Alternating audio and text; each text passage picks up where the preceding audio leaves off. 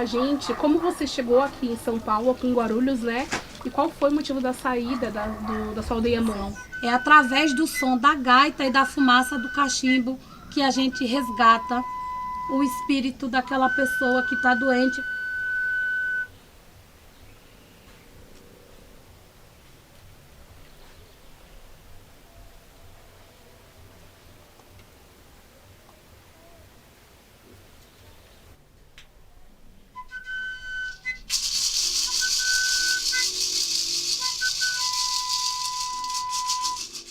Olá para você, telespectador, telespectador internauta, seja bem-vindo a mais uma edição do Ponto de Vista. Sabe essas imagens que vocês viram antes do programa começar? Bem, elas são uma amostra do trabalho da nossa entrevistada de hoje, a multiartista indígena Beatriz Pancararu. A Beatriz, ela atua na frente e atrás das câmeras. Ela é atriz, é produtora audiovisual, produtora cultural, artista plástica, artesã, professora e ativista indígena. É muita coisa, né, Beatriz? E além disso, gente, ela é uma líder jovem, uma líder da aldeia multiétnica Filhos dessa Terra, que fica aqui em Guarulhos. E hoje é um dia especial para a gente, né? Para os povos indígenas, dia 9 de agosto, é o Dia Internacional dos Povos Indígenas. Seja muito bem-vinda ao Ponto de Vista. Muito obrigada, Eli, pelo convite. É um prazer estar aqui com vocês hoje. E é isso. Vamos lá para esse bate-papo. Tem muita coisa para falar, né? Bom, você, Beatriz, é uma filha aqui de Guarulhos, nascida aqui na cidade, mas foi uma longa caminhada, né, entre o seu nascimento e agora a formação da aldeia multiétnica Filhos dessa Terra, né, que fica lá no bairro do Cabo Sul. Eu queria que você contasse para a gente como que foi essa sua trajetória. Desde que você nasceu aqui, você já comentou comigo que foi para diversos lugares, mas agora está lá na aldeia, está lá no Cabo Sul. Conta para a gente. Bem, é isso mesmo. Eu nasci aqui, em Guarulhos, e ainda bebê, a minha mãe resolveu voltar para a capital, né? Onde hoje é o Real Parque, na zona sul de São Paulo, e lá é concentrada a maior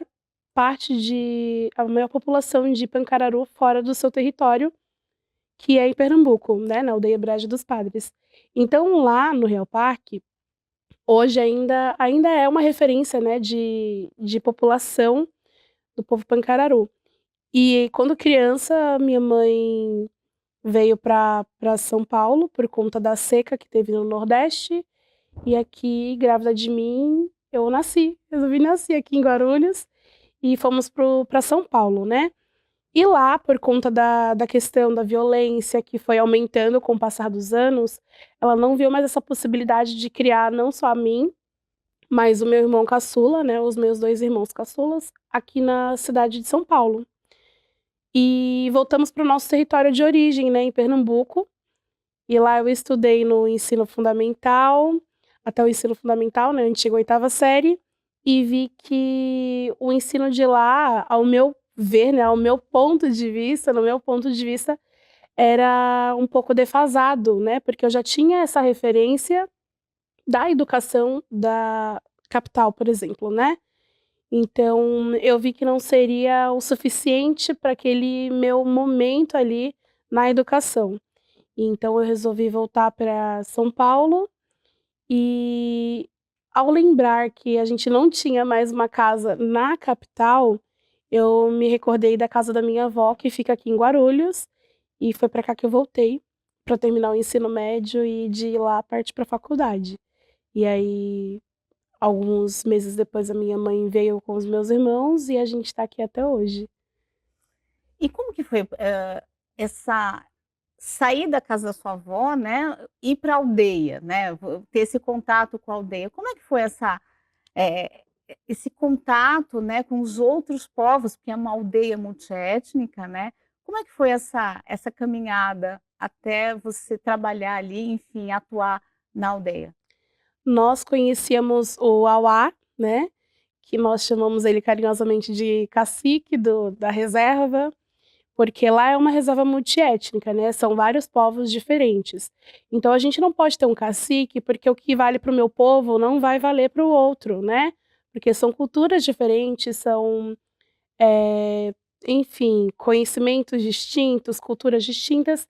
Então não cabe a uma pessoa de um outro povo dizer o que vale ou não para aquele povo, né? Principalmente quando a gente vai falar sobre temas mais delicados, como espiritualidade, por exemplo, que precisa de uma decisão que vem a partir de uma pessoa que não faz parte daquele conhecimento, né? Então, nós chamamos ele carinhosamente de cacique porque ele responde pelo nosso território. Mas muito antes da gente morar na reserva indígena, aqui no Cabo Sul, nós já conhecíamos o Auá, porque há muitos anos atrás ele iniciou a luta dos povos indígenas aqui em Guarulhos, então ele foi o precursor de tudo isso.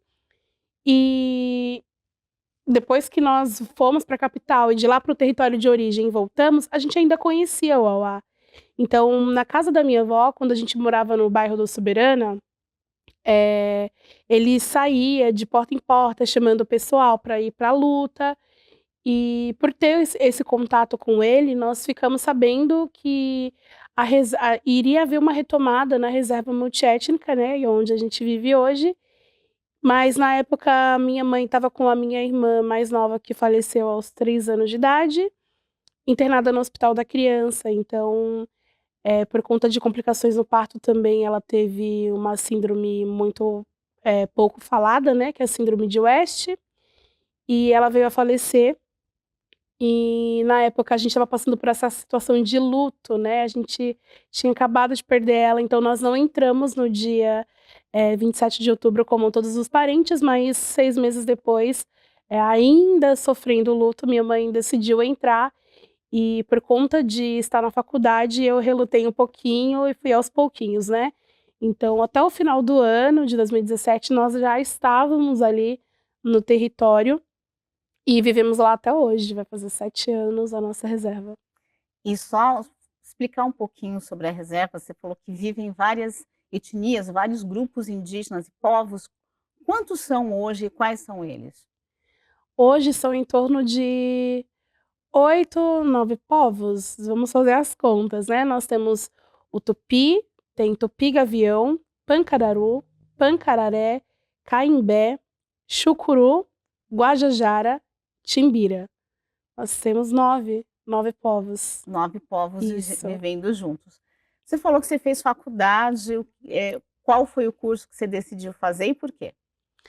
Eu me formei em letras, português e inglês, e veio de uma série de referências, né, porque quando criança minha avó foi professora, quando eu era criança minha avó foi professora, e eu tinha ela como uma referência. Também tenho uma tia falecida que ela também foi uma grande referência dentro do nosso território como professora. Então desde criança eu tive uma série de referências que me levavam a ter orgulho da profissão, né, então foi o que eu estipulei para mim quando era criança, era um dos meus sonhos, né, então eu decidi fazer letras e também por conta de professoras que eu tive no ensino médio também aqui em Guarulhos, e que me incentivaram, né, a seguir esse meu sonho e eu fui, né, eu tinha um sonho, fui atrás e hoje eu sou professora, vão fazer 5 anos já.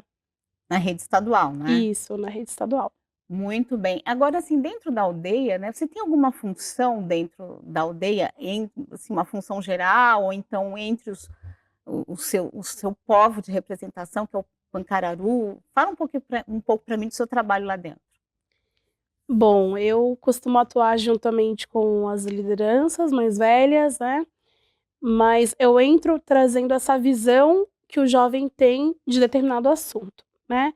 Porque em muitas situações eu pude presenciar que, os nossos líderes ali dentro eram facilmente enganados em algumas situações por conta da ingenuidade que eles têm, acerca de diversos assuntos ou situações. Então a gente já entra com esse olhar mais jovem, com essa malícia que a gente aprendeu no mundo, a identificar esses alertas, assim, que surgem dentro de alguns convites ou trabalhos, né, que já fomos enganados algumas vezes também. Então a gente entra como mais jovem, né, eu especialmente, para dar esse suporte para eles com esse outro olhar, né, o que a gente pode fazer diferente, né. Eles têm ali um problema e não estão conseguindo resolver. Como eu consigo olhar ali a situação por fora e dar uma solução, por exemplo, né? E fazendo essa ponte com a juventude também. No trabalho, a gente tem que ir lá participar, colocar a mão na massa. É algum projeto? Vamos colocar esses jovens para trabalhar e desenvolver alguma coisa, né? Para que eles cresçam dentro da luta e entendam como é que funciona o movimento, né? E agora fala para mim, claro, além da sua formação em nível superior, você tem também um nome indígena que favorece isso também, essa esperteza. Fala pra gente do seu nome indígena. Fitsakaupiá, que no literal, né, seria o coração e cobra, né, coração de cobra, mas tem todo um significado, né, que é justamente esse contexto de luta, é o meu lado de transformação, de várias situações que eu passei durante a minha vida, até essa minha fase atual, que me levaram a ser forte e passar por toda essa transformação, né. Então é ir pra luta, é saber passar por todas essas fases, né, e enfrentar essas situações diversas, e ainda assim ter esse meu lado emocional, esse meu lado coração, fazendo esse equilíbrio, que às vezes é muito complicado a gente lidar com, uma situação onde eu tenha que, por exemplo, vou usar o exemplo aqui da minha mãe, por exemplo, né, ela é representante do meu povo. E nem sempre, em algumas situações, eu vou ter que estar de acordo com ela, porque o meu ponto de vista, ali, enquanto jovem e liderança, é a trazer uma outra solução, uma outra situação, né, uma outra vertente ali, um caminho a ser seguido. E nesse momento eu preciso ser imparcial, então entra ali nessa dualidade, né, a força, a coragem, mas o emocional, de saber separar as coisas, né. Agora, você já, enfim, produziu vídeos, documentários, eu queria saber como que o audiovisual entrou na sua vida.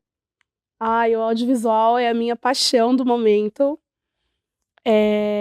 Desde criança eu sempre tive muita curiosidade por tudo, né, mas pelo funcionamento desses equipamentos, né, porque eu não tinha acesso. Então quando eu via, aquilo me chamava muito a atenção e eu queria muito saber como aquilo funcionava. E aí, quando eu ganhei meu primeiro celular, eu fiquei muito triste porque ele não tinha câmera. Então eu via todos os meus colegas tirando fotos e filmando e o meu não tinha. Então, era o que minha mãe pôde me dar na época, mas eu usei outro recurso que ele tinha, que era o gravador. Então eu saía gravando tudo, porque eu gostava de estar registrando as coisas, né. E depois que eu fui crescendo e acompanhando artistas do audiovisual, eu tive ainda mais, afeto por essa área, né. E o meu primeiro contato, mais profissional, podemos dizer assim, foi com a companhia Bueiro Aberto e o Sesc Guarulhos, que fizeram uma parceria aí de um projeto chamado Lab Mais, e imagens indígenas, né, onde nós tivemos um curso para aprender a trabalhar com audiovisual dentro da reserva, né. Então a gente pôde aprender a manusear esses equipamentos, a saber como usá-lo, onde usá-lo, o que fazer, as configurações manuais, e aprendemos sobre luz, sombra, sobre planos, enfim, o basicão aí do audiovisual. E nós pudemos ter, acesso a esses equipamentos também que não eram nossos, era da companhia, e assim produzir alguns filmes. É tanto que as imagens que vocês assistiram no começo são justamente do Lab Mais, imagens indígenas, religiosidade.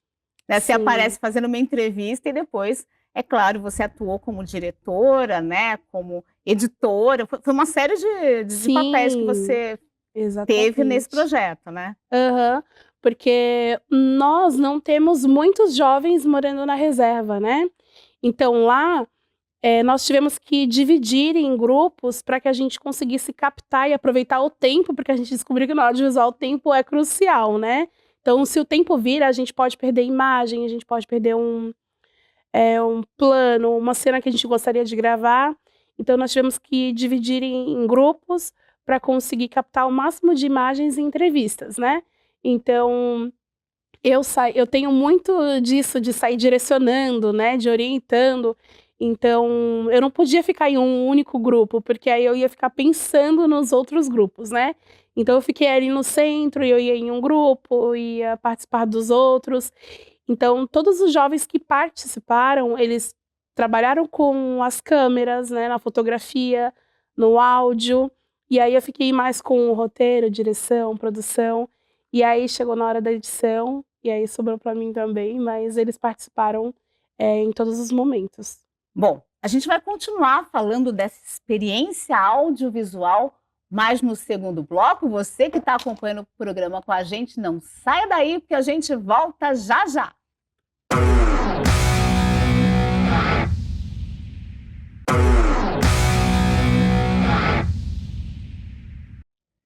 De volta com o Ponto de Vista, eu entrevisto a multiartista indígena Beatriz Pancararu. Beatriz, a gente estava falando sobre a sua experiência audiovisual, né, com o projeto Lab Mais, do Sesc Guarulhos, e também da Companhia Bueiro Aberto.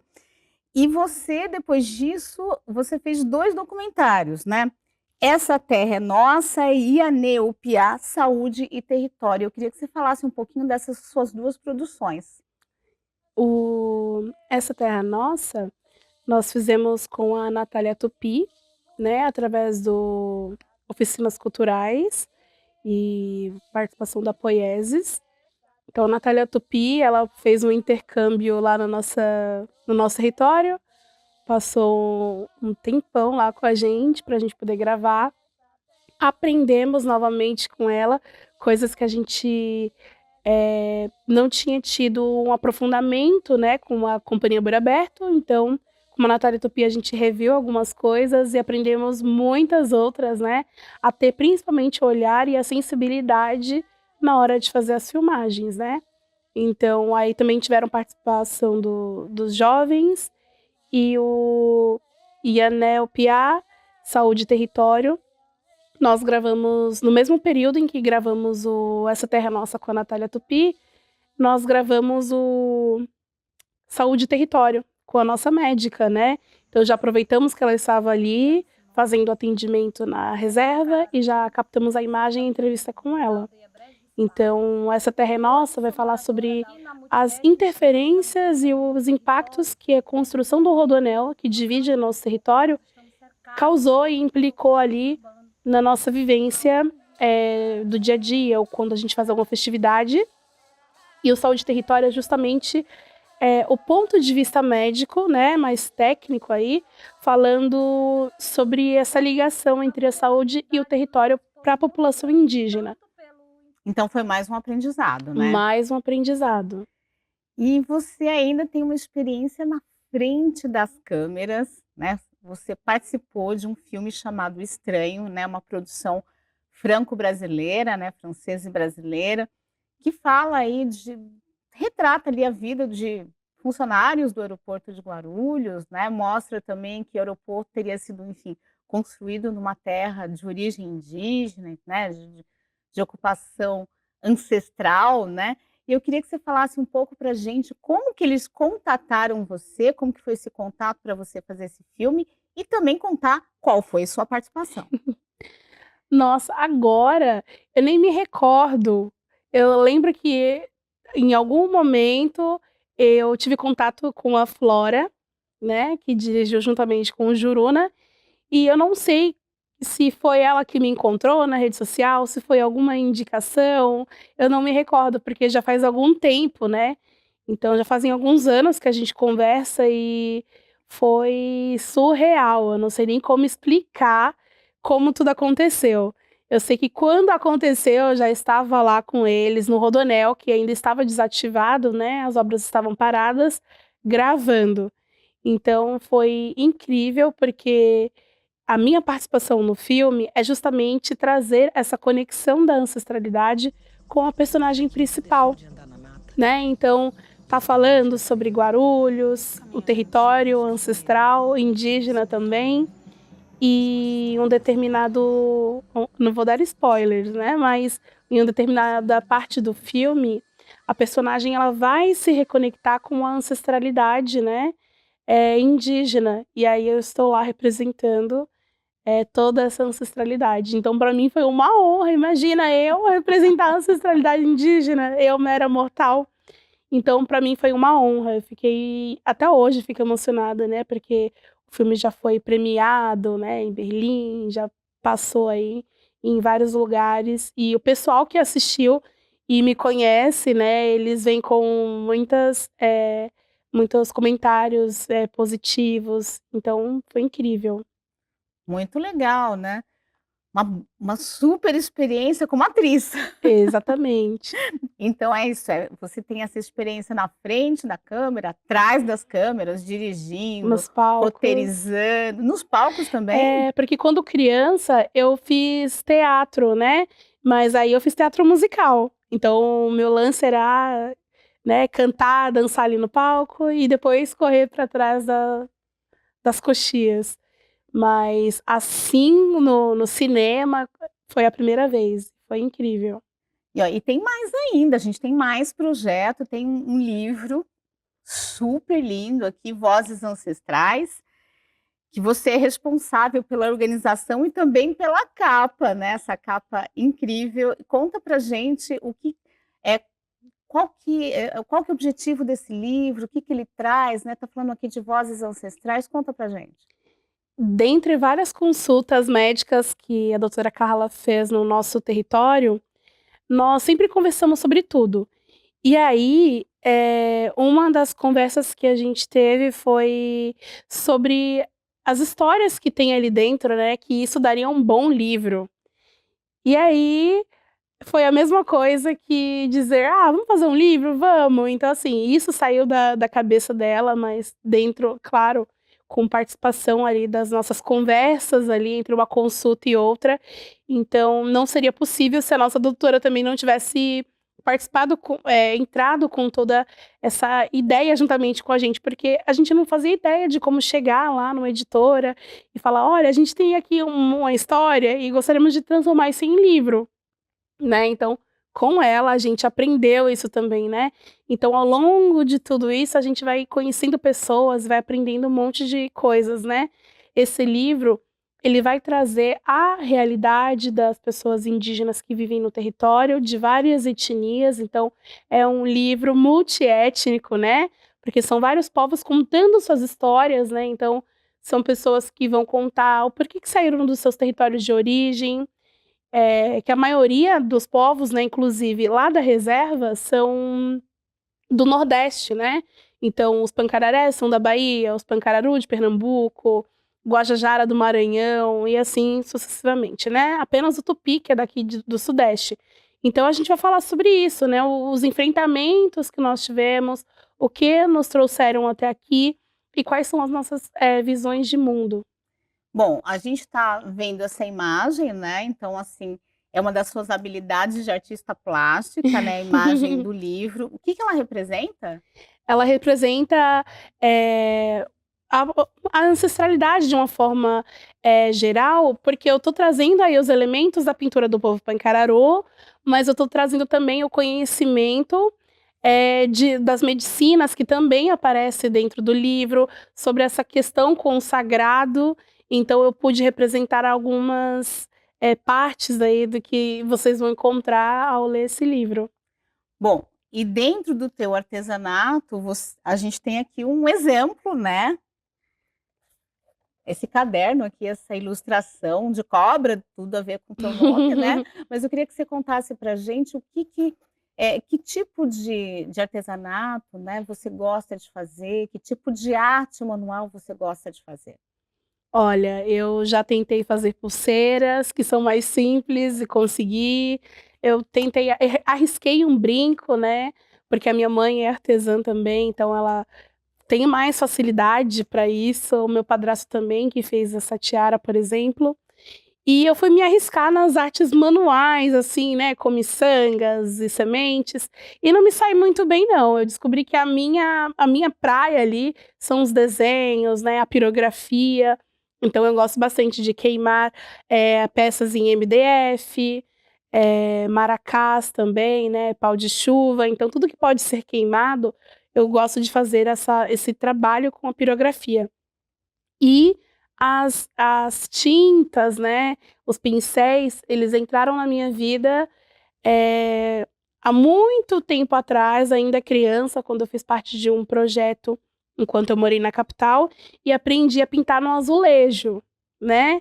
Então eu resgatei essa memória na pandemia, onde eu perdi o meu emprego, eu trabalhei numa livraria, e aí fechou por conta da pandemia, né, e eu fiquei muito deprimida, porque era uma outra paixão que eu tenho, né, que são os livros. Então quando eu vi aquele meu universo sumindo ali do meu cotidiano, eu entrei em desespero. E até então eu não estava no estado ainda, já era formada, mas eu não estava no estado ainda trabalhando. E aí, em algumas consultas médicas, a minha psicóloga me orientou a resgatar algo que me trazia felicidade. Então eu fui escrever, vi que apesar de gostar de escrever, não era aquilo que eu precisava no momento. Então eu resgatei essa memória lá no fundo da minha alma e me lembrei que isso me fazia muito feliz. E aí eu voltei a desenhar, pintei em telas, né, vendi algumas na pandemia, pintei no MDF, então eu fui aquarela, então eu fui em alguns estilos, né, óleo também, para tentar me encontrar. Então hoje eu misturo aquarela, acrílica, tinta a óleo, independente aí do material, fazer arte. E você também, formou um coletivo feminino chamado aqui de Zaí, né, com outras mulheres da etnia Pancararu. Eu queria que você falasse um pouco do coletivo, qual que é o objetivo, conta pra gente. O Zaí é mãe d'água, né, no nosso idioma, e foi uma ideia também pensada em coletivo, né, mas surgiu da nossa Amanda Pancararu, né, a Ipitumã, e onde ela trouxe essa visão, né, a gente sempre se encontrou por aí em vários eventos ou encontros de povos indígenas, né.